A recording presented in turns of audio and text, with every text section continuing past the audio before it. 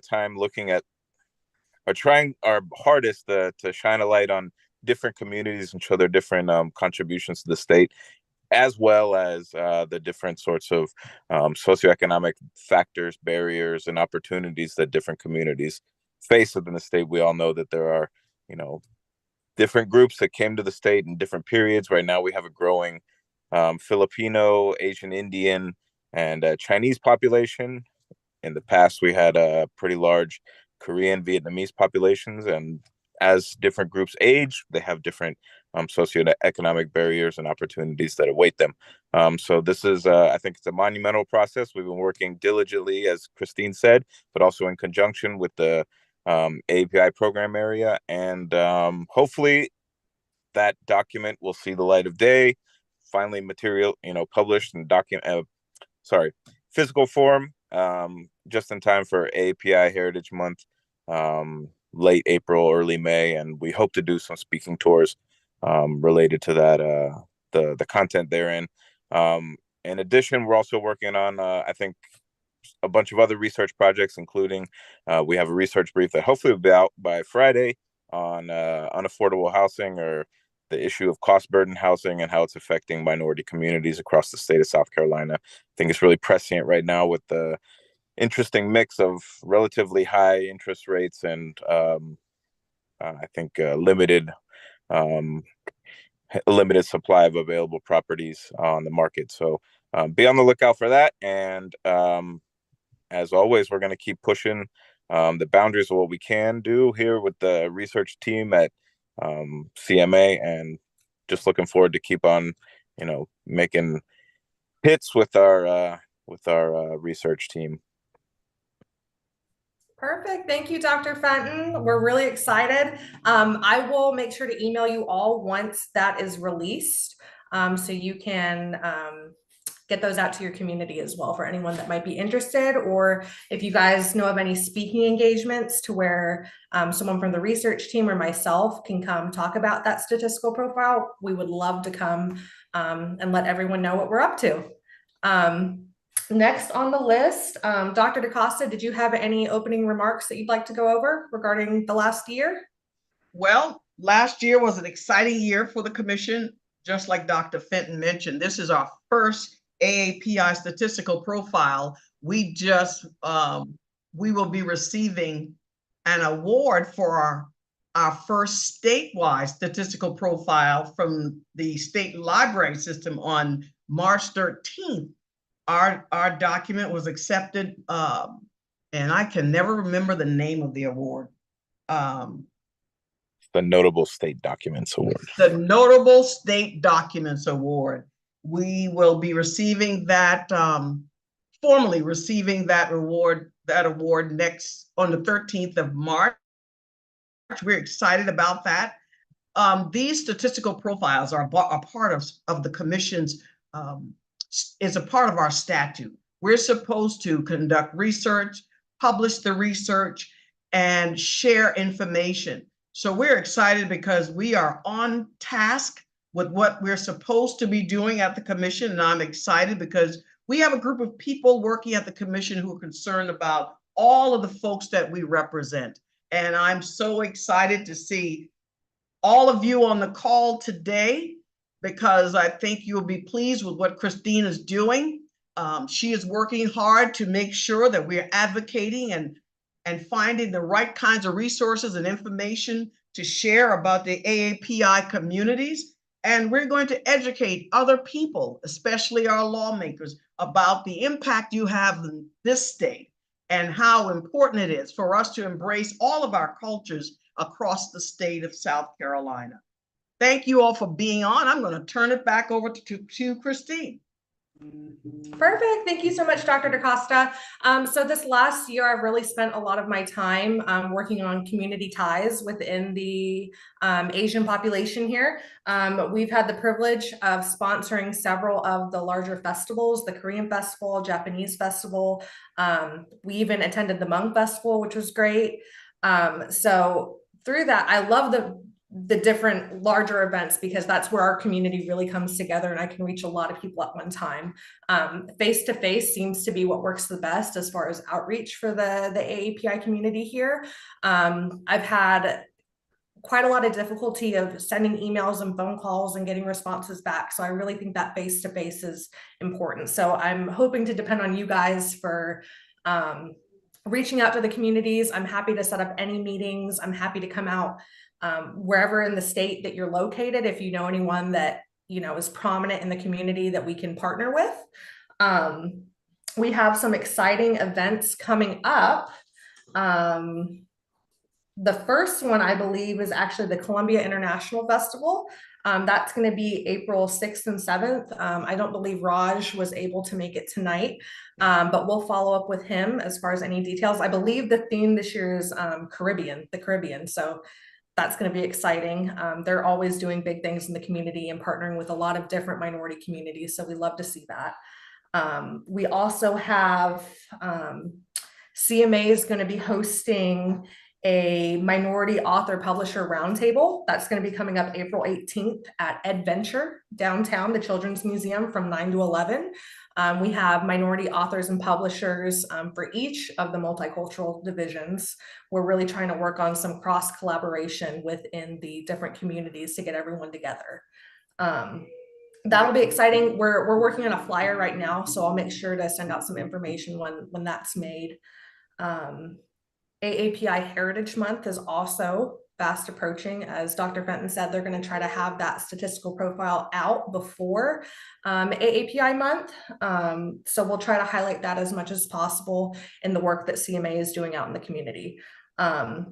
We have a few other events, one of which I'm going to let Jacelyn, our wonderful AAPI multicultural intern, she is leading a partnership with the Nickelodeon Theater. So if you want to go ahead, Jacelyn, and explain a little bit about that, what's going to be going on. Hi, everyone. Good evening. Thank you for dedicating your time just to sit here and discuss some upcoming events with us. So like Christine said, we're partnering with the Nickelodeon Theater here in Columbia, South Carolina for AAPI Heritage Month. I do believe it's their first AAPI Heritage Month they have put on, so we're really excited and grateful for this opportunity. We'll be showing 4 AAPI movies every Tuesday during the month of May.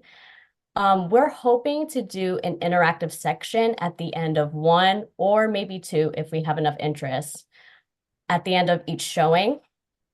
The topics we would like to talk about, one showing is called Minari, which is about a Korean family who migrate to Arkansas to start a farm. So we would like to have panelists who are interested in talking about their experience moving to America, how difficult it was for them to, adapt to American cultures and customs while still trying to keep in touch with their own cultural identity, communities that kind of help them stay grounded. That's kind of the discussion we're looking for. Or we will have a discussion after the showing of The Lunchbox, which is a movie based in India that focuses on a wife who prepares meals for her husband, but the lunchbox keeps getting misplaced and someone else receives it. So for that, we would like to focus on how food kind of connects all of us. Even though the AAPI community is so vast and diverse, we have so many ethnicities, languages, nationalities represented, food kind of brings us all together. So we would like to have a panelist discussion about that. I will send a more detailed email tomorrow that kind of has more information about these discussions, maybe examples of questions. So if you have anyone who might be interested, or if you yourself is interested, please send me any contacts. I would love to connect with you guys so we can hopefully have this and it will be successful. So yeah, so I'll bring it back to Christine. If she has anything else to say. Perfect. Thank you, Jacelyn. Yeah, these I feel like really engaging the community is going to be a huge part of this next year, and collaborating with the different partnerships that are in place for us. With that, we're trying to broaden our reach. And I'm sure some of you that are friends with me on Facebook or see our CMA Facebook, the city of Greer is working on a call for artists to display artists from late April to mid-June. So during AAPI month, this is the first I want to say the first Asian American, they might have had one last year, but they're having a difficult time pinning down some artists. So if you know anyone that is interested, they are taking digital image submissions as well. Those are due by April 15th. I'll send out that flyer. Like I said, we'll be probably posting a few more times about that on our social media as well. So make sure to follow us if you're not. Also, the Columbia Museum of Art was able to get a grant to open Boyd Plaza right in front of the museum during working hours. So I think between, I want to say the hours of 9 to 5, they're wanting to do something during AAPI month that's community-based during lunchtime. Again, food brings people together. We love some food and drinks. So they're going to probably have some food trucks out there, and they're talking about having like I don't want to say like a talent show, but a multicultural display of different performances. So if you guys know of any dance groups, any singers, anyone, I think we had talked about maybe reaching out to the Ikebana Association here in Columbia to maybe do an art display of how to arrange flowers, anything that's culturally significant. We'd love to display for the community to share in. There's also, let's see, I think those are the main events we have coming up. I'm staying in contact with the different associations throughout the state, the different festivals in place to make sure that if they have any events that we can attend, like I said, to broaden our reach a little bit. With that, I will say some of the largest barriers I've faced this last year, like I said, is the communication aspect of either email or phone, but also the language barrier. We are very different in that we are one of the smallest communities, but the most diverse. So it really takes a village.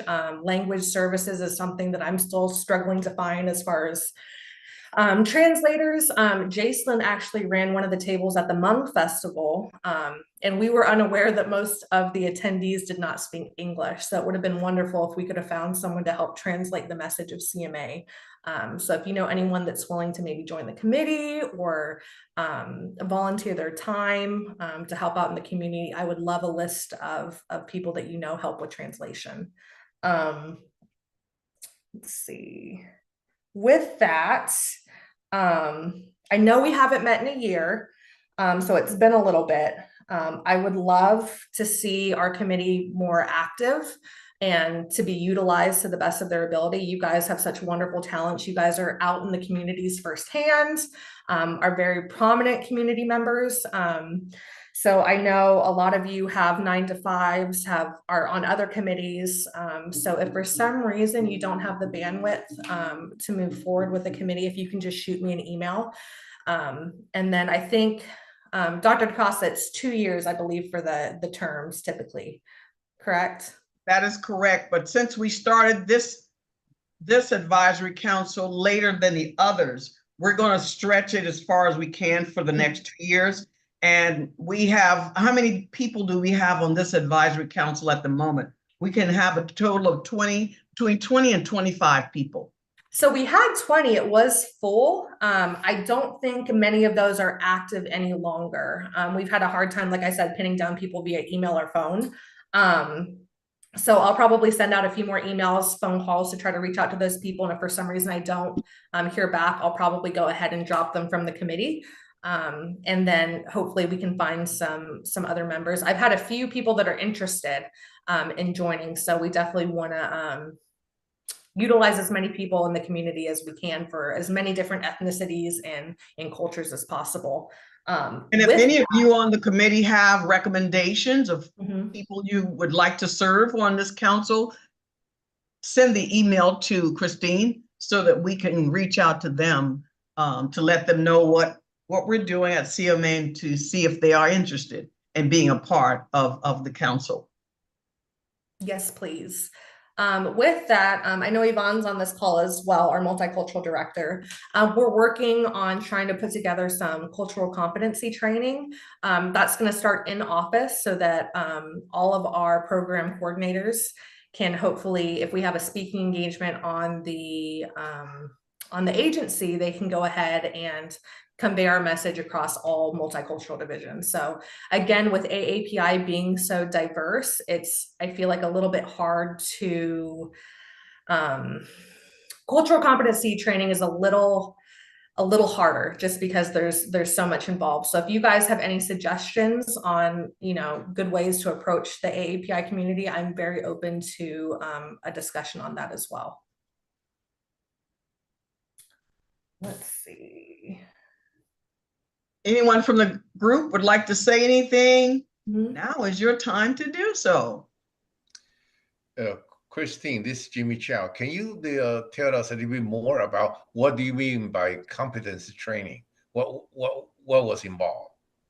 Yeah, I think it's going to be more of how to engage with the AAPI community effectively. Oh, okay. This last year for me, it's been a lot of gaining trust within the AAPI community. And it seems as though there's a few prominent members for each association that kind of distribute information. So for other agencies, nonprofits, other resources in the state that are trying to reach out to these communities, helping convey the best way to do that. Each culture is a little bit different. And I think also just making sure that people are aware of anything that may be offensive in the different cultures so that we can stay away from that and just be as professional as possible conveying our message. So if you guys have any recommendations or any insight, it would be greatly appreciated. Okay, thank you, Christine. On reaching out to local communities, if I may, we do have an AAPI, although we have different names. It's called APIDA, similarly AAPI commission on campus at Clemson University. And I believe in the past, we're in a transition. We're going to be in our third year. So our first president of the commission has completed her leadership role. So we're going to have an election very quickly to elect a new president for the next 2 years. After that, I will send or connect you two together. So, Okay. Christine, so that hopefully there will be some exchanges and a visit.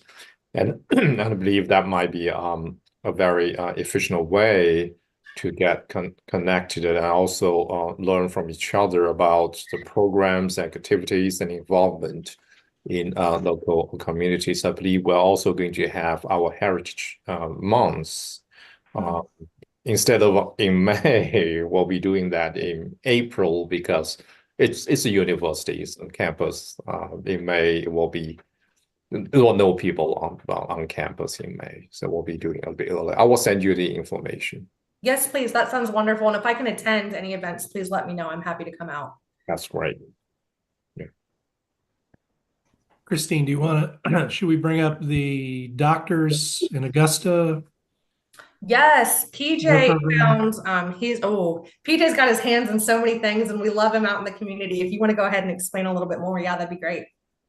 Okay, so I was attending the Benevolent Association, Chinese Benevolent Association of Augusta, the CSRA one. They're based in Augusta, but they serve the CSRA, which is basically both sides of the Savannah River, North Augusta, all the way into Aiken, and all the way to Grovetown and things like that, between Georgia and South Carolina. So they were hosting a group of medical students from Augusta University, and these students have formed basically a free clinic that is available to the Asian community, and it's staffed by Vietnamese, Korean, Filipino, Wow. Chinese, Mandarin, and Cantonese interns, the doctors that are in training, that are offering their services for free to the community.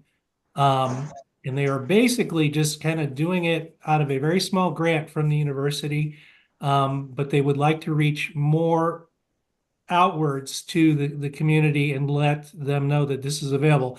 Now, they do have a few qualifications. I mean, you need to be making a certain amount below poverty and things like that.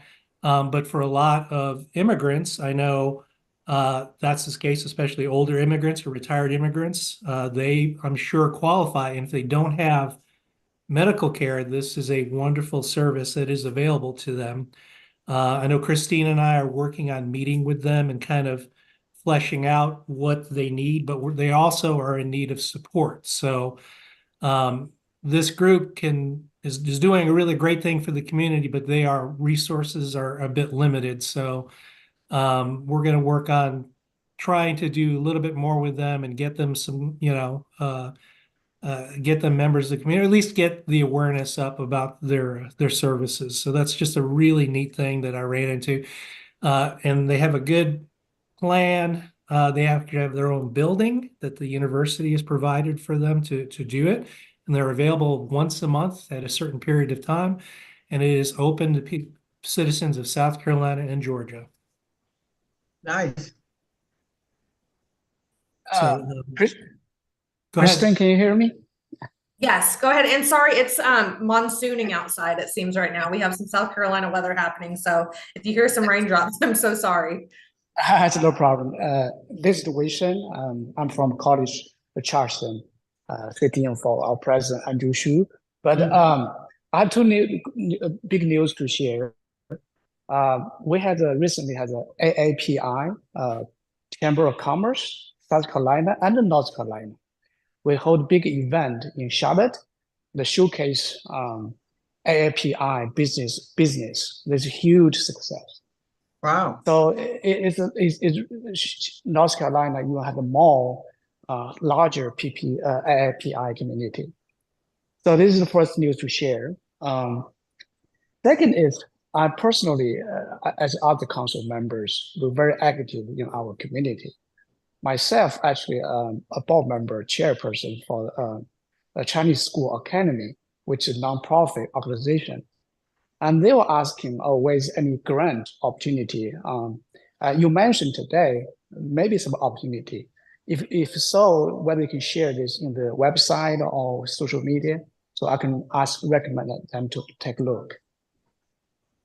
Okay, yeah, I think it's going to be very in-house for now. We're probably going to put together some slides, and it'll be when we go and give presentations regarding the commission and the work that we do in the community. But I will make sure to follow up with you so that we can maybe partner with them to work on that training. Excellent. Thank you. Yeah. Absolutely.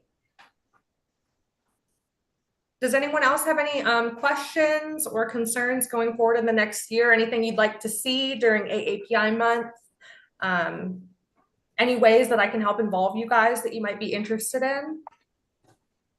Yeah, Christine, I do have a question. It appears that hate crime against the AAPI community is coming down. Do we have any statistic data for what's going on in last year, and also maybe the Dr. DaCosta can comment on this. How do we stand in the hate crime bill to be passing by the state assembly?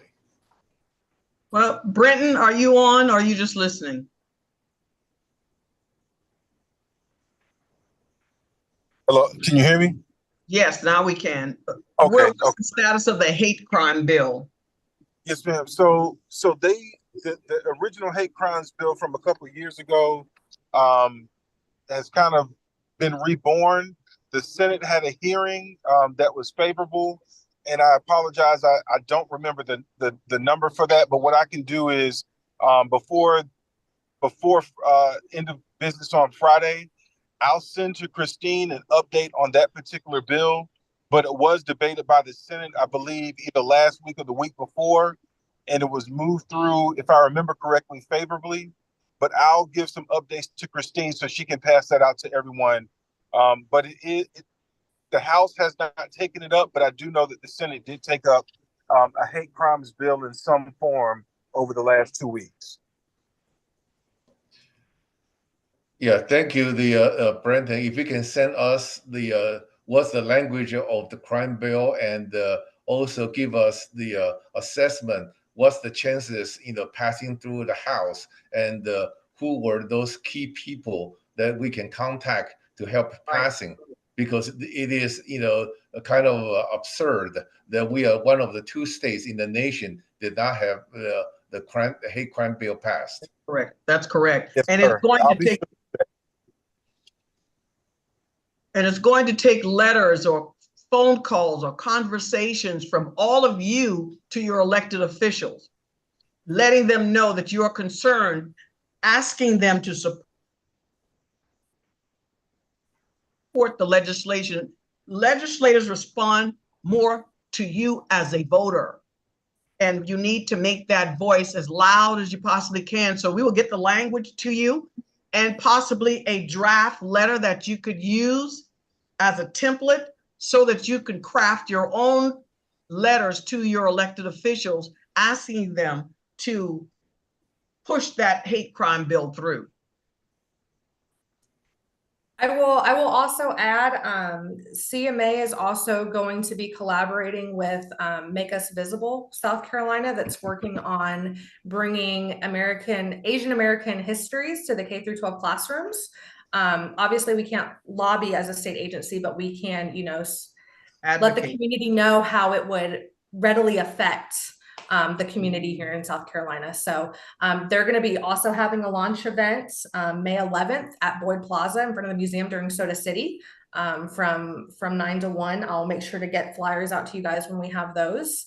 But Make Us Visible is also partnered with the Yellow Whistle Project, which is to bring awareness to the anti-Asian hate movement. So I know that they'll be giving away yellow whistles in solidarity for that. But if you're interested in any more information about that national nonprofit as well, let me know, and I'm happy to send out some info. So I think there's definitely some want in the community to see more of that. So we're going to do the best we can to make sure that we're involved and we're letting legislators know how it's affecting our community here. All right. Anything else from anyone? I guess I do have some good news. If you guys remember, I basically started the Philippine Fishing Federation, and my anglers did very well in 2 recent world championships. We finished in the top 20 at the World Bass Championship and number 2 in the Asian region of the World Bass Fishing Championship.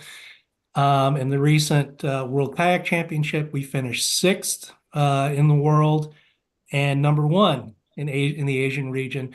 We just received our endorsement from the Philippine government to represent the Philippines at the upcoming World Championship in Arkansas in 2026. And this fall, we've been invited to fish against the United States in the USA Cup on Lake Murray during the Pan American Championship coming up in September. So as part of that and my involvement with Team USA, I am opening it up for other Asian teams like mine.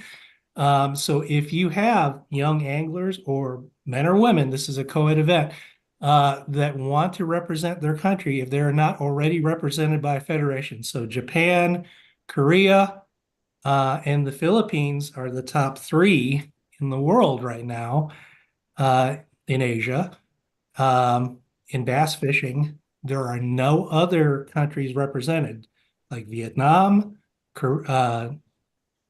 China doesn't have a federation, and you can be of an American citizen, but of whatever ethnicity, and represent your country at an upcoming championship, and petition your team to become a national team like I did.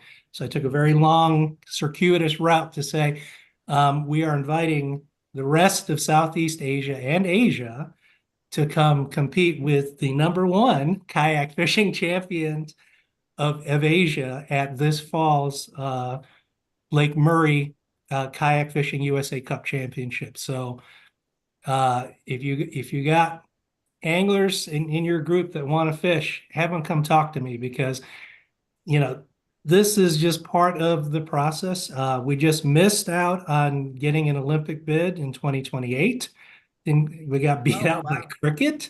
But we're looking at Melbourne, Australia now, or Brisbane, Australia, in 2032 for another Olympic bid. So if you or any of your young anglers have a dream of fishing either in a world championship and possibly in the Olympics, in the next 8 to 10 years, we're making that a reality. And the Philippines is leading the way in Asia right now. So it's kind of a neat thing that's happening. So if you like to fish and you want to do more with it, come talk to me, Sign baby Ricky up. He's ready. Yeah.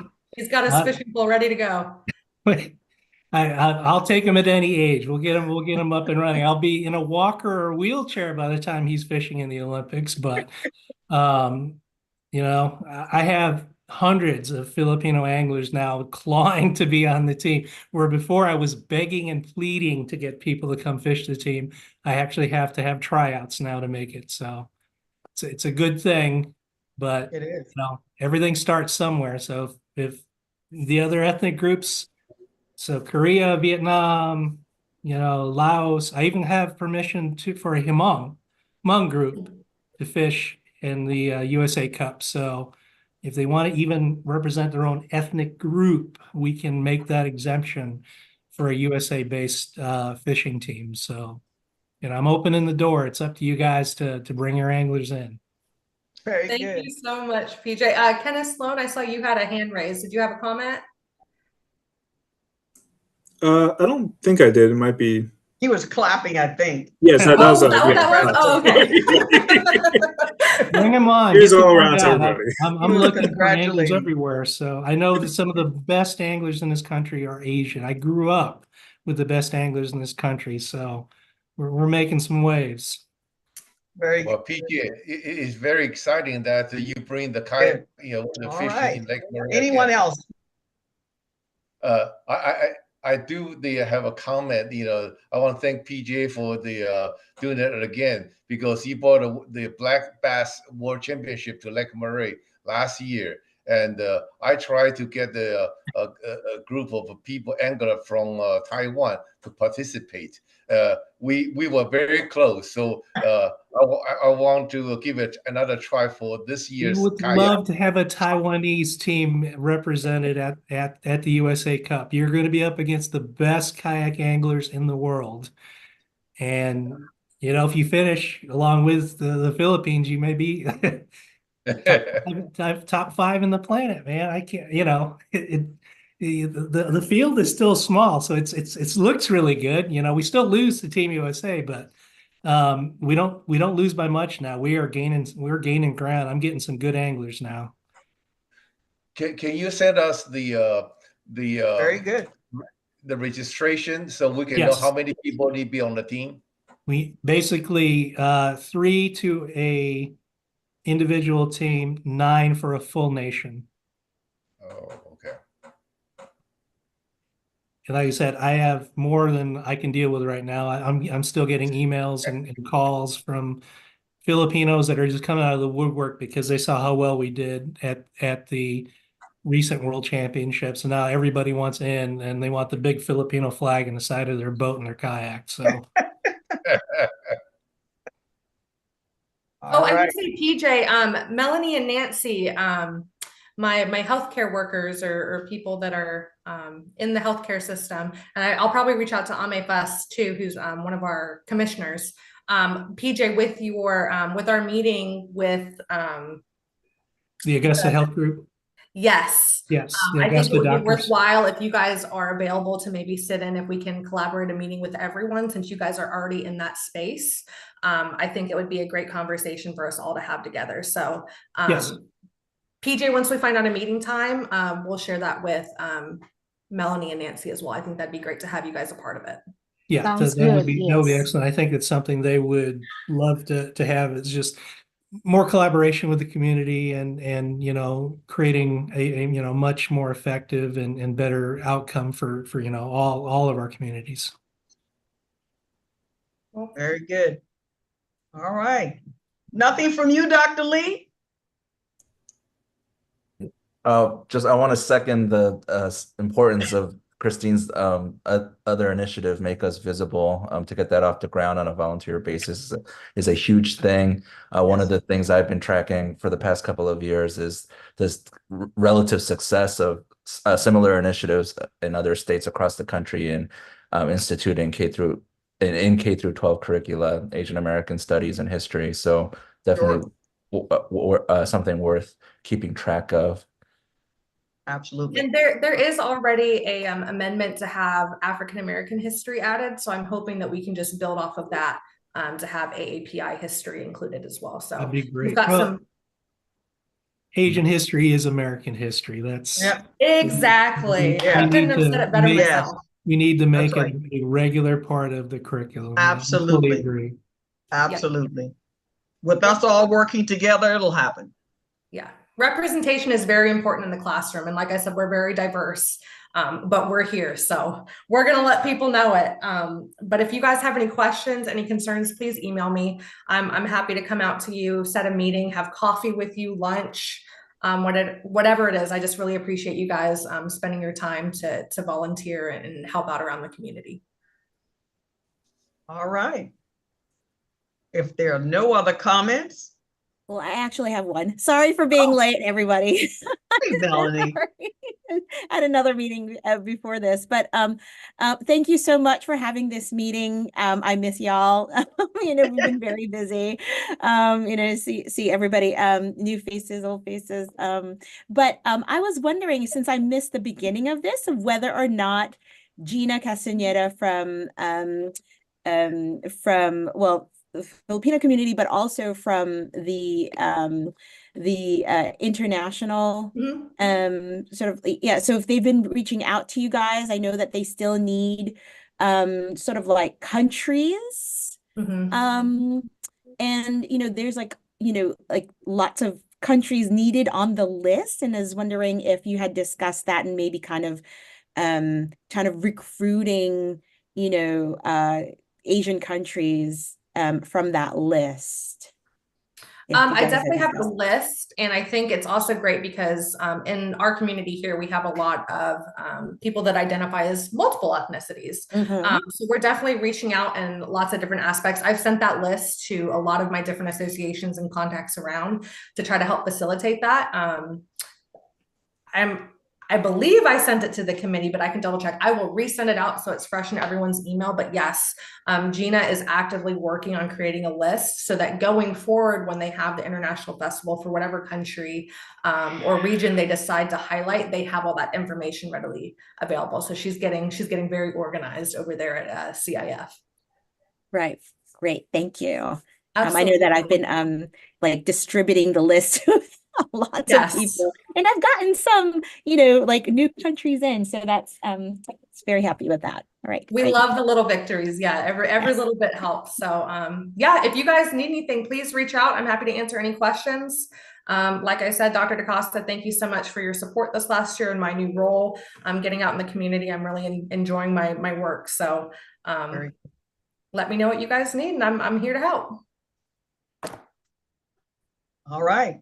If there's nothing else, thank you all. It won't be another year. We'll be back in about 4 months. We're going to keep our quarterly schedule, go back to our quarterly schedule.